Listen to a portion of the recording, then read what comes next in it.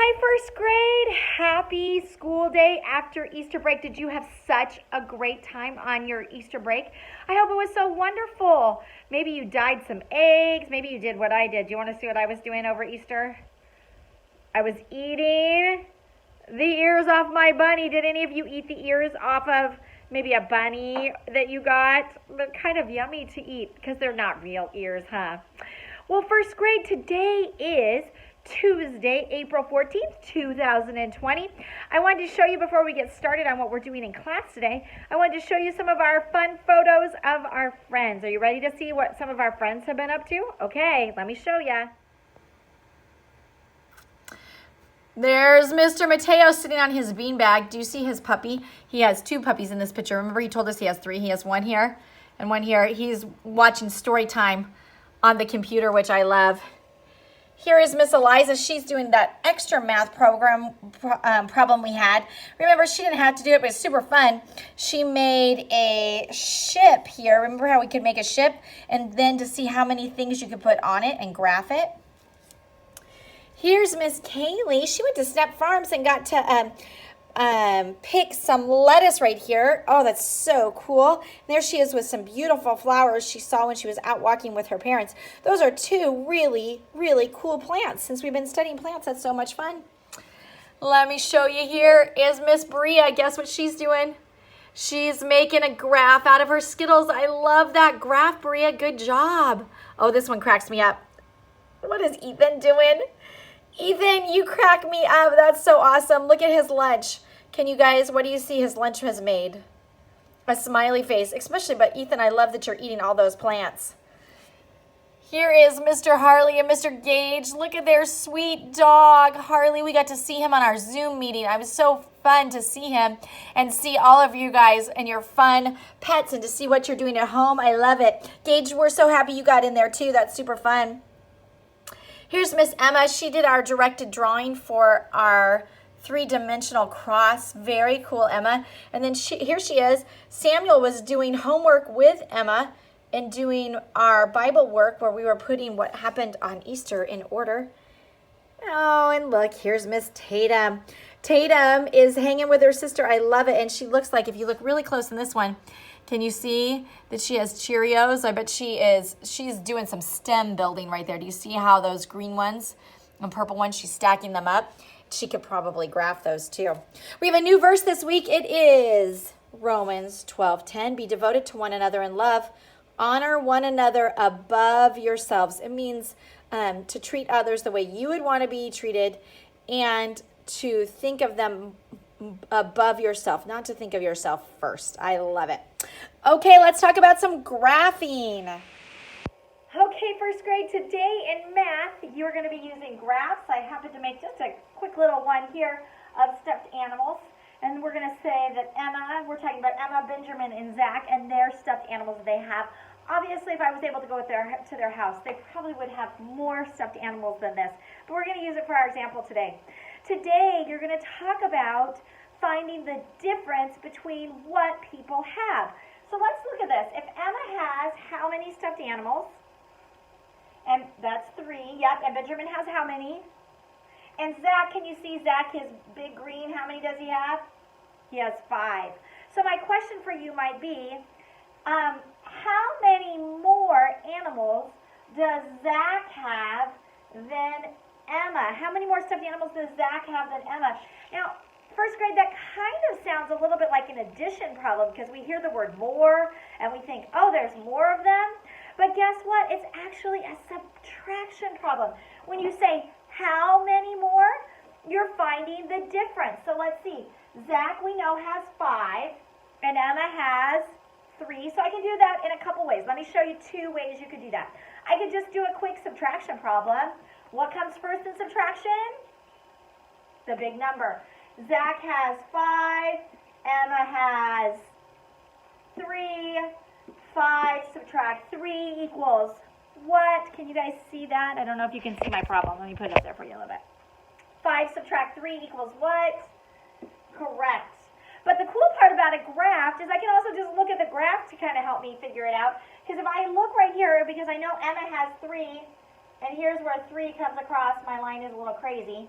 then I can see that they have the same amount right here, but then 1, 2. Zach has 2 more. So I can find out how many more Zach has than Emma by just counting above how much he shows on the graph. I could do the same thing with Benjamin. What if I said, how many more stuffed animals does Zach have than Benjamin? Can you guys figure it out? Go ahead and look at my graph and figure out how many more Zach has than Benjamin. Okay, I could do the same thing. I could say 5 subtract, Benjamin has 1, equals what? 5 subtract 1, you guys know that so fast. Tell me what it is. Good job. But I can also count the difference, right? They have the same amount right here, but then I could go 1, 2, 3, 4. So I know Zach has 4 more stuffed animals than Benjamin, and I've done a subtraction problem there. So do your best with that in math. First grade, you're reading the same book this week that you read last week, What Comes from Plants, and that's because we're only doing reading 2 days this week, so you're going to do a few different things with that, and then you're going to learn something that's behind me in just a second, so we're going to spend some time on that this week. But there is one digraph I want you to look for in your book this week, okay? It is digraph OA. What does digraph OA say? Yes, what is this right here? Something we're using a lot of right now, right? We should always be using that, though. We already knew that because of germs, huh, in first grade. Soap. Digraph OA says what sound? Has a macron above it. It says a long O sound. First grade, we learned that when, you've known for a long time that when 2 vowels go walking, the first one does the talking. But we also learned in first grade there's some exceptions to that rule, right? Sometimes that rule doesn't follow. But we always are going to try that rule first and then see if we see the exception, okay? So let's try this. Ready? I'm going to do some digraphs for you real quick. Are you ready? Say them with me. O, soap. Digraph, O-A. E, leaf. Digraph, E-A. Oh, what is it saying? You're right. It's saying A, steak. Digraph, E-A. Thread, short E sound, digraph E-A. Remember first grade, on this digraph, it can say 3 different things. Try the long E sound first if you come across it, but then try the other 2 if it's an unknown word, okay? Okay, let's do a few more digraphs, okay? We'll be fast. Ready? Let's see how fast you can go. Say them with me. A, rain, digraph A-I. A, hay, digraph A-Y. Oh, here's a one you've known forever. E, sheep, digraph E-E. Oh, this one's fun. My favorite. Sharp, digraph S-H. Phone, digraph P-H. Cheese, digraph, yes, C-H. Oh, I threw this one in here because I love it. What is it? Circle, cedilla, soft C. Yummy, pie, digraph I-E. But it can also say E, shield, digraph I-E. Oh, you know what this means when I throw in consonant Y. What does consonant Y say? Yeah, as in yellow or yarn. But then we also know Y can act like a vowel and it says I cry. Or it might say E, candy. Very good job. First grade, on your spelling, that white book you're going to do today, you're going to talk about the doubling rule and you're going to talk about the dropping rule. The doubling rule is a rule for spelling when you're adding a vowel suffix. Do you see the word hop here? Everybody, hop. Did you all hop? Should I hop? Hop, hop, hop. Okay, well, when we hop, if you're going to say I'm hopping, happening now with that suffix on it, I have to double the consonant. I have to add another P, and that's only because I have a short vowel here and 1 consonant. Look at running, run. I have a short vowel here and 1 consonant, so I'm going to double R-U-N-N-I-N-G. Look down here at my word jumping. Can you see it? Let me make it go up for you. Do you see the word jumping? Do I only have 1 consonant before this suffix, before I added the suffix? No, I have my short U, but then I have 2 consonants. So I do not double this P because because it is 2 consonants, not 1. So that doesn't follow the doubling rule. But let's talk about the dropping rule also. The dropping rule, look at the word hope. Here's our word hope. Should I do our crazy pen right now? How about our crazy pen? Let's do a good one. Yeah. How about this one? We'll do our, let's see if it's working. Yeah, it is. Should I do a smiley face on it? There it is. Can you see it? It's working. Okay. For the word hope, there's our sneaky E jumping over the P, making the O say its name. I do not spell it like this. I have to drop this E. I kind of ran into the P a little bit, but I have to drop the E, so I spell it like this. Hoping. Because the dropping rule says if you have a sneaky E followed by a vowel, if you have a sneaky E followed by a vowel suffix, then you have to drop that sneaky E. So look at, this is how we say hoping. Okay, and look at smile. Is this how I spell smiling? S-M-I-L-E, suffix I-N-G? No, because that's a sneaky E. I have to drop it. Let me cross it out with my two big pen. And I'm going to spell it right down here without the sneaky E. I drop the sneaky E.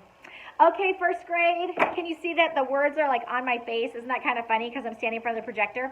Here's what I want you to do. Go get your blankie, go get your pillow, go get your stuffy, and let's do a little bit of story time. Okay, everybody get comfy.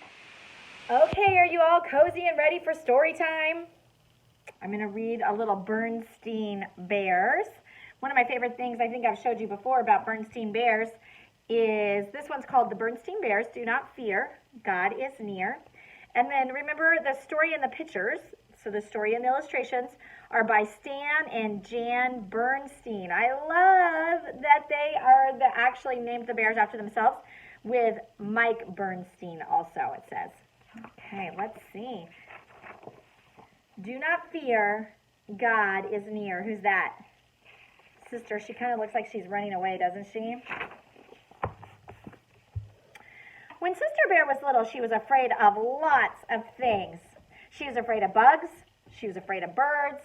She was afraid of dogs and thunder and lightning.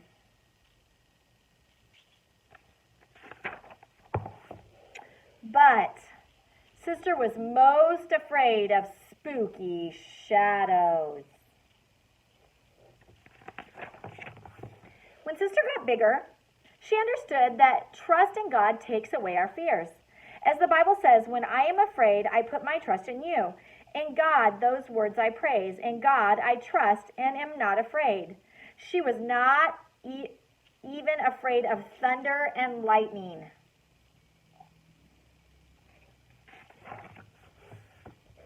But Sister was still afraid of spooky shadows. You know, Sister, Mama told her, God is always near you, even when things seem scary.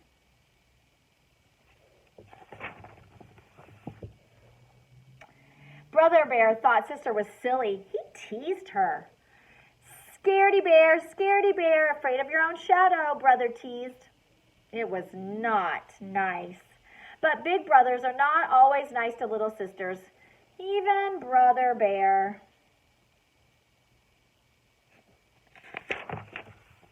That is not nice, said Mama. You should be kind to your sister. As the good book says, what's the good book? Remember, that means the Bible. That's a nickname for the Bible. The good book says, anyone who withholds kindness from a friend forsakes the fear of the Almighty. That is right, said Papa. Besides, Sister is brave about many other things.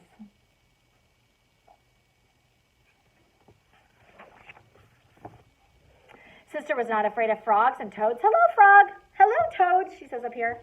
She was not afraid of spooky-shaped trees. Hello, tree. And one day, when a big spider came and sat beside her, Sister scared the spider away.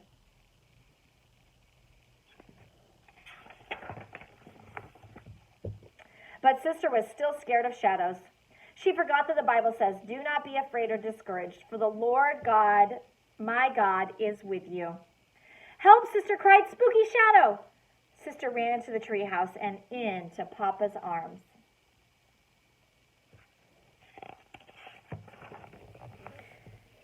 We must do something, said Mama. I have an idea, said Papa. Look, Sister, Papa said, shadows can be fun. He gave her a flashlight to shine on the wall. Then Papa made a funny shadow. It looks like a bird, said Sister.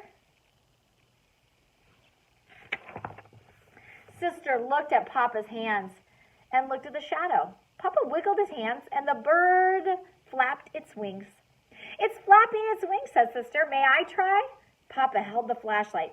Sister made a bird shadow too. You see, said Papa, a shadow is what happens when something gets in the way of light. Then Papa showed Sister how to make a shadow rabbit, a shadow goose, and a shadow dog.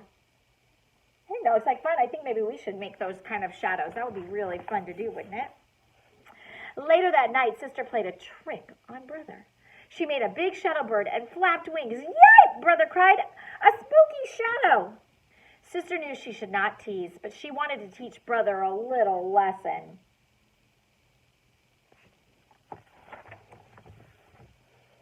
When they were in bed, Sister knew she should be kind to Brother, but she teased him one more time. She made a rabbit, a goose, a dog. Spooky shadows, Brother cried. Is Sister being nice? No, not really. Papa came in. You should not tease your brother, he said, but I see you are not afraid of shadows anymore. I guess not, Sister said. But Brother was a little. Then he remembered that God was watching over him. As the book of Proverbs says, when you lie down, you will not be afraid. When you lie down, your sleep will be sweet. First grade, I wanted to read this book today because sometimes we might feel a little nervous with what's going on in our world. But I want you to know that it is okay to get nervous. The reason God talks to us in the Bible about not being afraid is because he knew we would become afraid. So he knew that we would have to be reminded to not be afraid. So if you get scared about something, first grade, I really want you to really think about what God says. And that is, he is with you always, in hard things, and good things, and fun things, and scary things. You are never alone. Moms and dads are there with you, and God is always with you too. One of my very favorite verses in the whole Bible says that God will give us peace that we can't even understand. It's a peace that we can't even understand because we might be in a hard situation, but God gives us peace so we won't be afraid even in hard situations. So first grade, I want you to remember that God is with you. Your parents love you. I love you. We miss you terribly, but I know you're doing awesome, and I'm so proud of all your hard work. Okay, I'll see you tomorrow.